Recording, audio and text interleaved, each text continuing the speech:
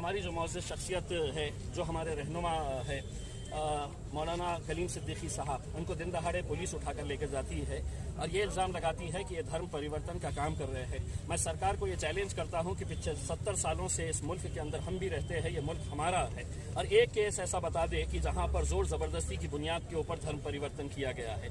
लेकिन सरकार ये अच्छी तरह से जानती है, और ख़ासकर उत्तर प्रदेश की सरकार ये अच्छी तरह से जानती है कि अब हम वहाँ पर आने वाले हैं उत्तर प्रदेश के अंदर, और सरकार से ये सवाल करने वाले हैं, तुम तो हिंदुओं की बात करते हैं, तो तुम्हारी माएँ, बहनें, बच्चियाँ, इनकी लाशें जब गंगा के किनारे तैर रही थी तो कुत्ते नोच कर खा रहे थे। पूरी दुनिया ने उस तस्वीर को देखा है। हम ये हकीकत नहीं बयान करें, हम वहां पर आए और खामोशी से बैठे, वो जैसा कहे हम सुनते रहे। इस वजह से एक डर का माहौल तैयार करने के लिए ये इस तरह के हथकंडे अपनाए जा रहे हैं। उन्हें मालूम है कि सबसे आसान तरीका अपने के लिए वोट हासिल करने का यही है कि मुसलमानों के खिलाफ कुछ न कुछ साजिशें करते रहो, वोट पोलराइजेशन करो और अपनी दुकान और अपने धंधे चलाते रहो। कि हुकूमत हिंद जो जिस तरीके से कानून की धज्जियां उड़ा रही है, रातों रात मौलाना कलीम सिद्दीकी साहब को एक सफ़र से वापस होते हुए उठा लिया जाता है और उनको जेल की सलाखों के पीछे डाल दिया जाता है।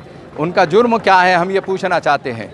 क्या वो अमन का पैगाम देते हैं, वो इंसाफ की बात करते हैं, मानवता का पैगाम देते हैं और भाईचारगी का पैगाम देते हैं, ये जुर्म है क्या? इसमें जो तंजीमात है हमारे शहर में, दोनों जो जमीयतुल उलमा है उसके ज़िम्मेदार थे, अहले सुन्नत वल जमात के ज़िम्मेदार थे, रज़ा अकेडमी के ज़िम्मेदार थे, इमारत शरिया के लोग थे, मदारिस के लोग थे, उसके अलावा तंजीम अइम्मा मसाजिद के लोग थे। तकरीबन जितनी दीनी जमातें हैं वो सारे के सारे एक आवाज़ होकर आज के इस प्रोग्राम में अल्हम्दुलिल्लाह जमा हुए थे और सब इस बात से मुत्तफिक हैं जो तहरीक चलाई जा रही है।